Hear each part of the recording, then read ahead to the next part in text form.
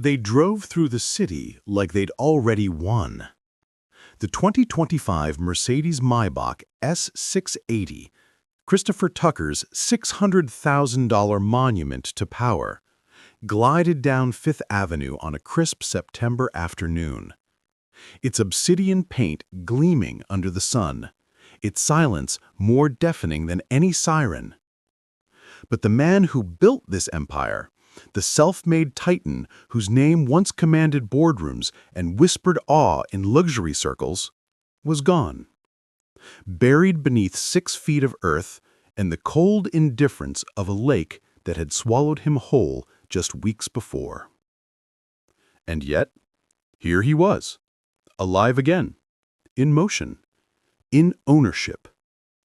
Behind the wheel, Matthew, his quiet, unassuming personal assistant. Not a relative, not a friend from childhood. A man who answered phones, booked flights, and memorized his wife's favorite tea.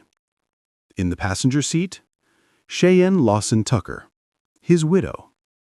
Still draped in black silk, still wearing the mask of grief, or so the world believed. But her hand rested on Matthew's forearm, not accidentally, not nervously, but with the quiet certainty of someone who had waited too long for this moment. Her lips curved into a smile, not a tear-streaked sob, not the hollow gaze of loss, a real, private, intimate smile, the kind you give when the cage door finally swings open. The video went viral within minutes. 17 million views.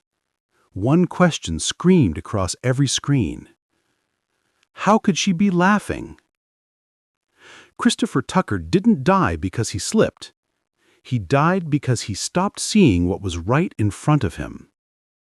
Born in a dusty Texas town where nothing was given, he learned early that numbers were his language and ambition his oxygen. By 25, he turned a peeling office startup into an empire. Real estate, luxury imports, high-stakes deals.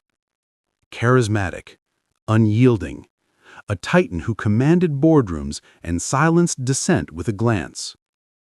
But wealth couldn't fill the silence after Helen died.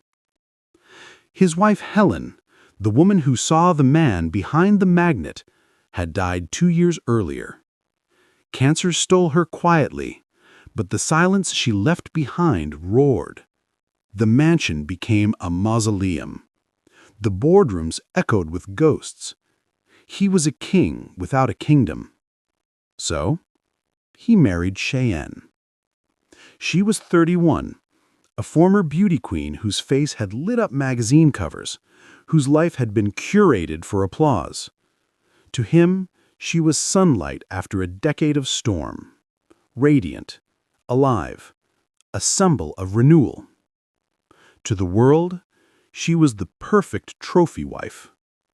Behind closed doors, she was bored, trapped, a bird in a gilded cage surrounded by servants who bowed, guests who flattered, and a husband who loved her, but only on his terms.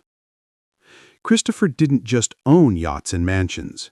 He owned her, her schedule, her wardrobe, her public image, even the way she laughed at parties, rehearsed, timed, curated for the cameras.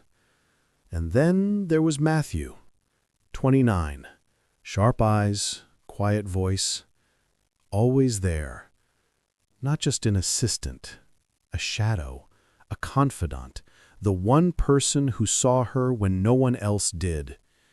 He remembered her favorite tea, knew when she was lying, held her hair back when she cried over a forgotten birthday gift from Helen. He listened, and for the first time since she'd traded runway lights for velvet curtains, she felt seen. Their connection didn't bloom overnight. It grew in stolen moments. Late-night texts while Christopher slept, whispered conversations during gala prep when the staff left the room, the way their eyes locked across a crowded ballroom, not with lust, but with understanding. A silent rebellion, a slow-burning fuse. And on September 16th, 2024, the fuse ignited. The yacht party was glittering. Champagne flowed. Laughter rang out, city lights dancing on the waves. But Christopher noticed. He watched Shayen laugh too brightly at something Matthew whispered. He saw Matthew's hand brush hers as he handed her a napkin. He caught the glance, quick, knowing, dangerous between them. He excused himself. "I need air," he said. No one thought much of it, until he didn't come back. For 20 minutes, no one panicked. Then 10. Then 5. By the time someone realized he was missing, the deck was empty. No splash, no cry, no struggle. Just gone.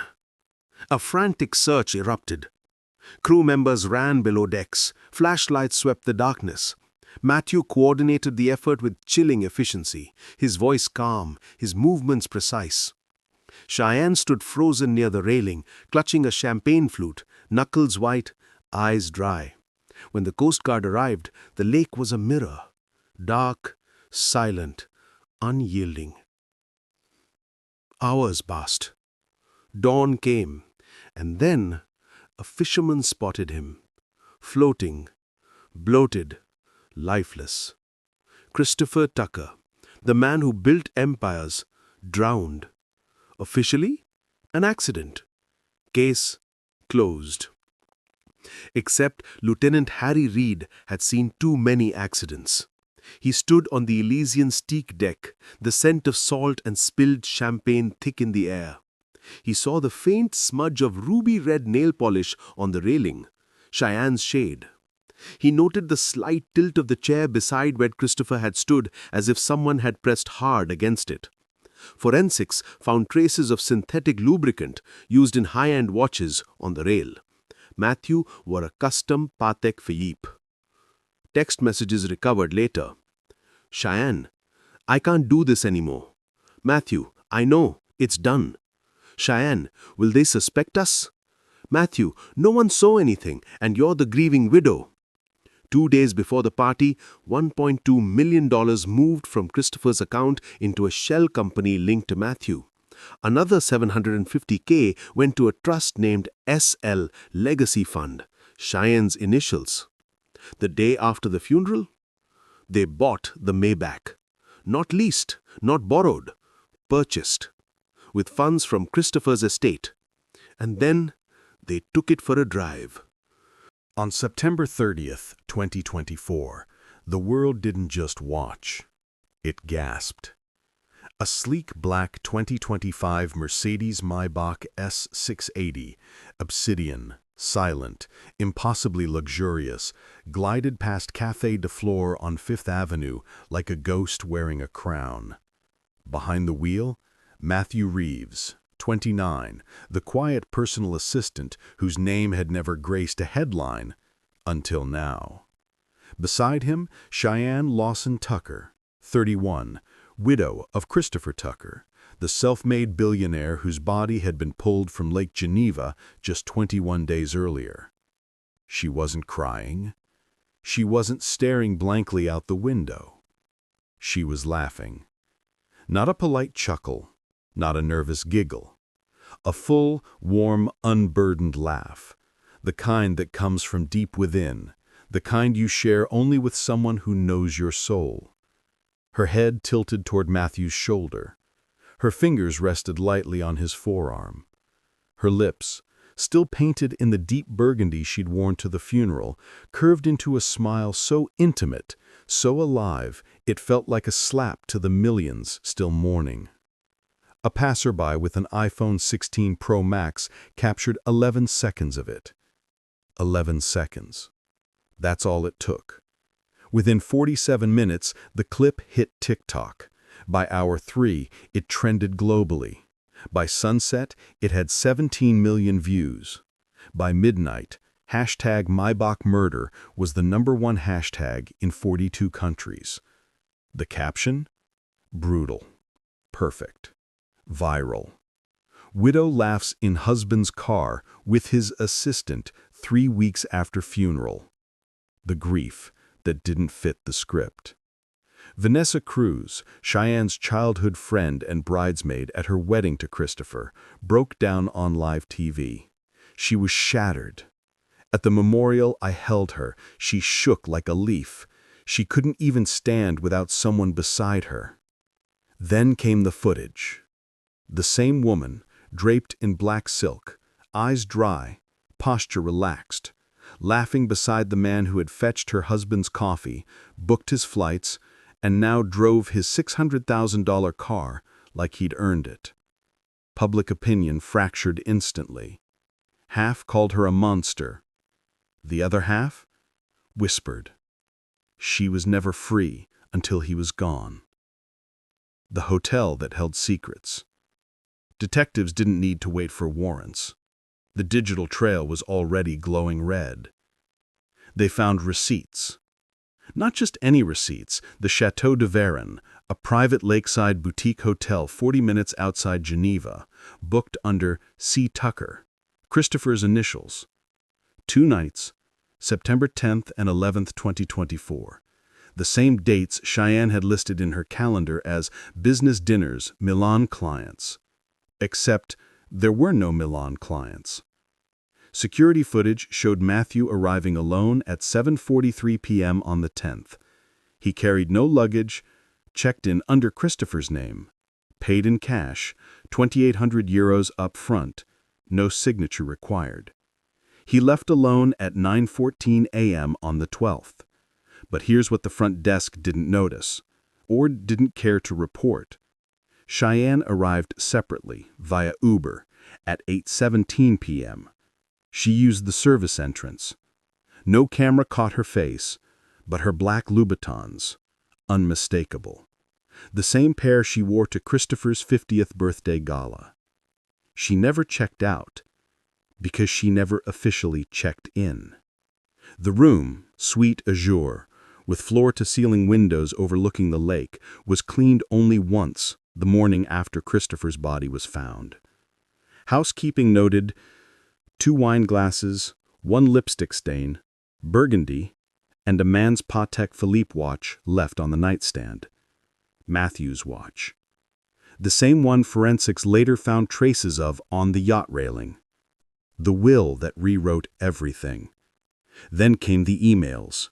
Recovered from Matthew's encrypted Proton mail account only after a Swiss court order was a thread dated September 13, 2024, 11:47 p.m. From matt.reeves at tuckerholdings.ch to helmet.bear at zurichtrust.ch. Subject: Final transfer confirmation, Elysian asset liquidation. Attached: a 4-page PDF. Christopher Tucker's last will and testament. Dated September 14, 2024. 2 days before he vanished. Changes? All assets, including the Maybach, the Lake Geneva estate, the Dubai penthouse, and 87% of Tucker Global Holdings, transferred solely to Shayen Lawson-Tucker. Executor of estate, Matthew Reeves. Witnesses, Matthew Reeves, sole signatory. No attorney present, no notary, no video recording. Just Matthew holding the pen, watching Christopher sign. Forensic document analysts later noted something chilling. Christopher's signature on the will was identical to his signature on a dinner receipt from September 1, 2024, except for one thing. The T in Tucker was slightly shaky, as if his hand had been guided or forced. The yacht where silence screamed. The Elysian, 168 feet of Italian teak, titanium railings and silent menace, had been Christopher's pride. He'd christened it himself in Monaco, pouring Dom Perignon over the bow as Shayen clapped beside him, smiling for the cameras. But on September 16, 2024, the mood was different. Guests later described Christopher as tense, distracted, scanning the deck like he was looking for a threat. He'd noticed things. The way Shayen's laugh lingered too long when Matthew whispered in his ear. The way Matthew's fingers brushed hers not once, but twice, as he handed her a napkin. Her lips, still painted in the deep burgundy she'd worn to the funeral, curved into a smile so intimate, so alive, it felt like a slap to the millions still mourning. At 10:37 p.m., Christopher stood up. "I need air," he said. He walked to the starboard railing, the same spot where forensics later found traces of Shayen's ruby-red Chanel nail polish and microscopic flecks of synthetic lubricant from Matthew's Patek Philippe. He never came back.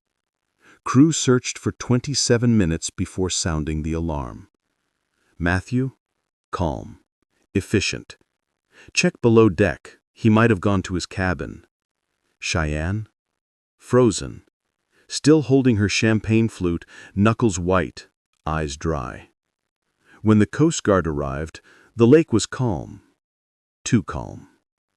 At 6:14 a.m., a local fisherman spotted the body 800 meters from the yacht.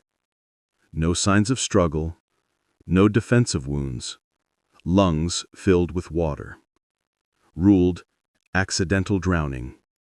Case closed. Until the Maybach drove past that cafe. The money trail that led straight to them. 3 days before Christopher's death, $1.2 million was transferred from his private J.P. Morgan account to Horizon Legacy Holdings, a shell company registered in the Cayman Islands. The signatory? Matthew Reeves. The beneficiary?